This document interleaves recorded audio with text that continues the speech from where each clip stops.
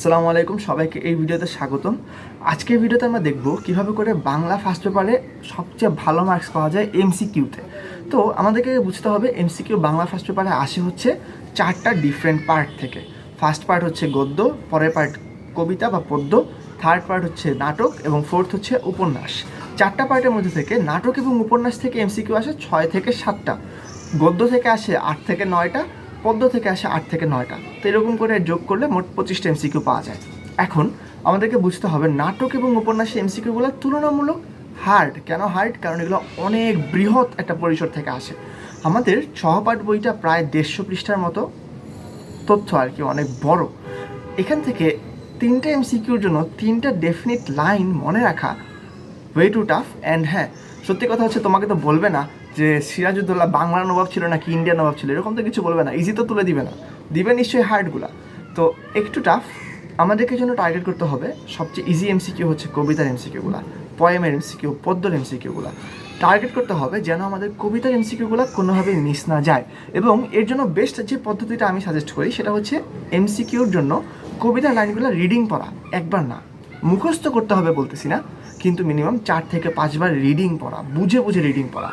অনেক সময় কি হয়, সাবকনশিয়াস মাইন্ডে সেটা সেট হয়ে যায়। জাস্ট ট্রাই করো, একটা কবিতা তুমি 4-5 বার রিডিং পড়ো, একটু সুন্দর করে দেখে দেখে রিডিং পড়ো, বুঝে বুঝে রিডিং পড়ো। এখান থেকে দেখবে এমসিকিউগুলো অ্যান্সার করতে তোমার অনেক বেশি বুস্ট হবে।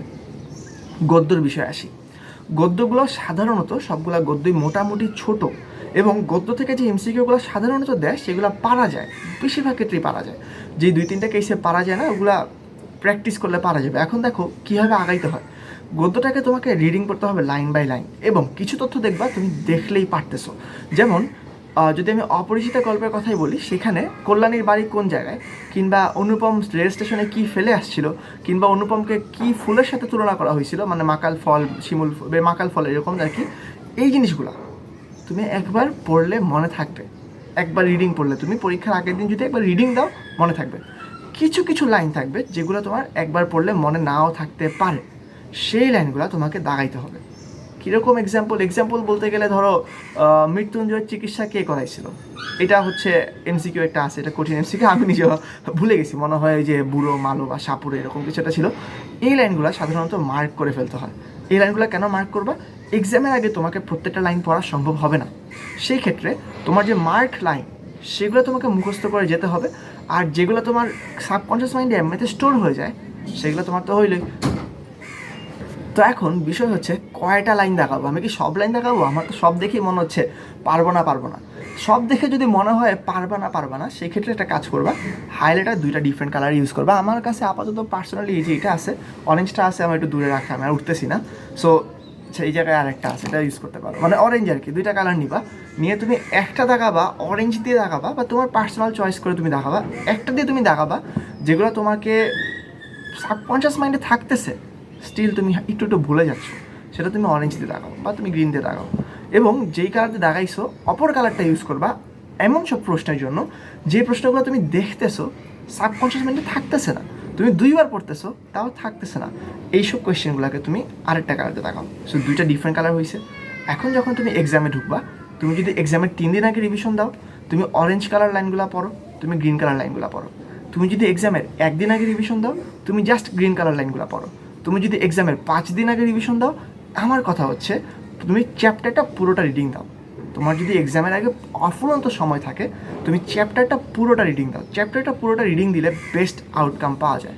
সেখান থেকে লাইনগুলো মার্ক করো, করার পরে ওই 3 দিন আগে হলে তুমি সবগুলা পড়ো, মানে অরেঞ্জ আর গ্রিন দুটোই পড়ো। 1 দিন আগে হলে জাস্ট যেগুলো একদমই থাকে না সেই গ্রিনগুলো তুমি পড়ো। এটা হচ্ছে এইখানে। এখন নাটকের উপন্যাসে কী করবা? নাটকের উপন্যাস সাধারণত রিডিং দিয়ে কুলানো যায় না, তাও আমি পার্সোনালি সাজেস্ট করবো, তুমি যদি একবারও না পড়ে থাকো নাটক বা উপন্যাস, তোমাকে একবার হইলেও, ন্যূনতম একবার হইলেও পড়তে হবে। নাটক বা উপন্যাস তুমি যদি একবারও না পড়ো, এটার কনটেক্সট আসলে পারা যায় না, তোমাকে একবার হলেও নাটকের উপন্যাস পড়তে হবে। সো যদি তুমি এই ভিডিওটা এক্সামের মিনিমাম 10 দিন আগেও দেখে থাকো, বা তুমি যদি 5 দিন আগেও দেখে থাকো, প্লিজ নাটকের উপন্যাসটা শেষ করো। তুমি দরকার হলে 1 দিন নাও, পুরোটা নাটকের উপন্যাসটা শেষ করো। তুমি যদি দেখতে চাও নাটকের উপন্যাস পুরোটা রিডিং পড়লে শুধু যে এমসিকিউতে কাজে আসবে তা কিন্তু না, তুমি এই জিনিসটা পুরোটা সিকিউতে ব্যবহার করতে পারবা। সিকিউ থেকে তুমি মূলত প্রায় 30 মার্ক অ্যান্সার করতে পারবা বাংলা ফার্স্ট পেপারে। সো এটা কিন্তু অনেক বেশি, ঠিক আছে? সো তুমি চেষ্টা করতে হবে 30 না 20, আচ্ছা এটা গুলাই ফেলছি, সরি, এটা মানে দেখতে হবে এক ফোঁটা। বাংলা এক্সাম আসলে অনেকদিন ধরে দিতেছি না। তো এখন আমাদের কথা হচ্ছে তুমি নাটকের উপন্যাসটা পড়ো, ঠিক করে পড়ো, তাহলে তুমি যেমন এমসিকিউতে পাবা একইভাবে তুমি এটা সিকিউতে পাবা, কমন পাবা। এখন নাটকের উপন্যাসটা আমি পড়বো কীভাবে? ফার্স্ট অফ অল পুরোটা জিনিস রিডিং দিতে হবে, 100% রিডিং। যেমন তোমার যদি এমন কিছু লাইন এখানে পাও যে লাইনগুলো তোমার সাবকনশিয়াস মাইন্ডে থাকবে, সেগুলো তোমার সাবকনশিয়াস মাইন্ডে রয়ে গেল। এমন যদি কোনো লাইন পাও যেটা তোমার সাবকনশিয়াস মাইন্ডে থাকবে না, তুমি অরেঞ্জ দিয়ে তাকাও। এমন যদি কোনো লাইন পাও যেটা তোমার সাবকনশিয়াস মাইন্ডে কোনোভাবেই নাই, সেটা তুমি গ্রিন দিয়ে তাকাও। এরকম করে তুমি জিনিসটাকে গুছায় নিতে পারো। এখন আমি সাধারণত বলি নাটক আর উপন্যাস হচ্ছে ভিভিআইপি, ভেরি ভেরি ইম্পর্ট্যান্ট। কারণ এখান থেকে তুমি চাইলে 35 মার্কের উপরে উত্তর করতে পারবে। সেই ক্ষেত্রে আমার সাজেশন হচ্ছে প্লিজ তোমরা নাটক আর উপন্যাসটা রিডিং দাও, একবার হলো রিডিং দাও, দেন একটা কোয়েশ্চেন ব্যাংক বের করো, ওটা এবি মুখস্থ করো, এবি থেকে অনেকগুলো এমসিকিউ তুমি পেয়ে যাবা। সো এটা হচ্ছে আমার এমসিকিউ সাজেশন। এখন লাস্ট যে পার্টটা এবং সবচেয়ে যে ভয়ঙ্কর পার্টটা, এটা হচ্ছে সেই বহু নির্বাচনীগুলা যেগুলোর মধ্যে এমন দেয় যেটা কি সংশয়, এটা কি সংকল্প, এক্সেট্রা এক্সেট্রা, মানে তুমি ধরো বর্ণ বৈষম্য, জাতিভেদ, এইসব দিয়ে দেয়। আচ্ছা, এটাকে একটা জিনিস ক্লিয়ার করে রাখি, আমার মাথায় মাত্র আসছে, আমি সরি ভিডিও বানাইতে গিয়ে পেস লাগাই ফেলছি, আবার ভাবতেও চাইনি। হ্যাঁ, নাটকের উপন্যাস থেকে তুমি 3টা কোয়েশ্চেন মিনিমাম না ম্যাক্সিমাম উত্তর করতে পারবা। মিনিমাম তোমাকে অ্যান্সার করতে হবে 2টা, এবং তোমাকে নাটক বা উপন্যাস থেকে মিনিমাম একটা হলো সিকিউ উত্তর করতে হবে। মানে তোমার এমন কোনো সুযোগ নাই যে তুমি এটা স্কিপ করবা। সো আমার বেস্ট সাজেশন হলো পুরো উপন্যাসটা, পুরো নাটকটা একবার রিডিং দাও, ট্রাস্ট মি তুমি এত সাহায্য পাবা যেটা তুমি আগে কখনো পাও নাই। আর যেহেতু উত্তর করতে হবেই, করবা। আর 3টা যেহেতু উত্তর করার সুযোগ আছে, মানে নাটক আর উপন্যাস যদি তোমার বস লেভেল থাকে, তুমি 35 মার্ক এখান থেকে শিওরলি ইনশাল্লাহ পাবা। এখন আমার কথা হচ্ছে ওই যে বহু নির্বাচনী কোয়েশ্চেনগুলো, এই জিনিসটাতে সাধারণত যেটা দেখছি পার পাওয়া যায় না, তুমি আসলে পার পাবা না। সেক্ষেত্রে এটা কী করতে হয়, এটা হচ্ছে আমি সাধারণত চেষ্টা করি এই টাইপের এমসিকিউগুলো একটু মুখস্থ করে ফেলতে। তুমি একটা কোয়েশ্চেন ব্যাংক নিবা, নিয়ে দেখবা যে বোর্ড কোয়েশ্চেনে এই যে এইসব উল্টাপাল্টা বুংবাং টাইপের কোয়েশ্চেন যাকে আমরা বলি আর কি, এগুলো কয়বার আসছে, এগুলো একটু নিবা, নিয়ে এগুলো মুখস্থ করে ফেলবা।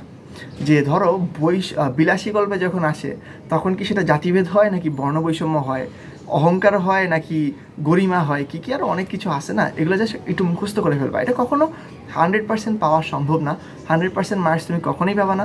ইভেন আমি এমনও দেখছি পাঞ্জেরিতে একটা উত্তর দিছে, লেকচারে একটা উত্তর দিছে, উদ্ভাসের বইয়ে একটা উত্তর দিছে, অনলাইনে একটা উত্তর দিছে, এমন অনেক কিছু দেখছি। 100% কখনো সম্ভব না, বাট পড়লে ইনশাল্লাহ তুমি কাছাকাছি উত্তরটা পাবে এবং ম্যাক্সিমাম নাম্বারটা পাবা। এই আপাতত তাহলে যদি সামারি করি তাহলে হচ্ছে নাটক, উপন্যাস, গল্প এবং পদ্য থেকে আমাদের এমসিকিউ 25টা আসবে। সেক্ষেত্রে নাটক উপন্যাস থেকে আমাদের মাস্ট 6 থেকে 7টা এমসিকিউ উত্তর করাই লাগবে, এবং তাই আমাদের নাটক উপন্যাসটা পুরোপুরি রিডিং দিয়ে শেষ করা লাগবে। করলে আমরা সিকিউতে যেমন বোনাস পাবো, এমসিকিউতে অনেক বোনাস পাবো। গল্পের ক্ষেত্রে আমাদেরকে প্রত্যেকটা লাইন রিডিং দেওয়া লাগবে, রিডিং দিয়ে কিছু লাইন যেটা সাবকনশিয়াস মাইন্ডে থাকে সেটা রাখতে হবে, যেটা থাকে না সেটাকে আমরা অরেঞ্জ আর গ্রিন কালার দিয়ে মার্ক করবো। একটা কালার দিয়ে আমরা বোঝাবো যেগুলো আমাদের একটু মনে থাকে, আর একটা কালার দিয়ে বোঝাবো যেটা আমরা পুরোপুরি ভুলে যাই। পদ্যের ক্ষেত্রে, কবিতার ক্ষেত্রে আমরা এই কাজটা করবো, প্রত্যেকটা কবিতার লাইন মিনিমাম আমরা 5 বারের মতো করে রিডিং করবো বুঝে, দেন আমরা কিছু পয়েন্ট দাগায় রাখবো যেটা আমরা ভুলে যাই। সাধারণত এটা দাগায় রাখা লাগে না, 5 বার পড়লে মোটামুটি মুখস্থ হয়ে যায়। আবার সেম উপন্যাস নাটকের ক্ষেত্রে আমরা পুরোটা নাটক উপন্যাস মিনিমাম একবার পড়বো, পড়ার পর লাইনগুলো দাগায় রাখবো, এইভাবে করে শেষ করবো। After everything is done, test paper নিয়ে বসে দেখবা অধিকাংশ ম্যাক্সিমাম এমসিকিউ তুমি পারতেছো, যেটা পারতেছো না ওটা দাগায় রাখবা, ওইটা পড়ে ফেলবা। ইনশাল্লাহ এমসিকিউ তো তোমার 30 না হোক 28, 29 ইনশাল্লাহ হবে। সো এইটাই এই ভিডিওর জন্য শেষ। আর যদি কোনো কোয়েশ্চেন থাকে অবশ্যই কমেন্ট বক্সে জানাবা। For now, bye bye.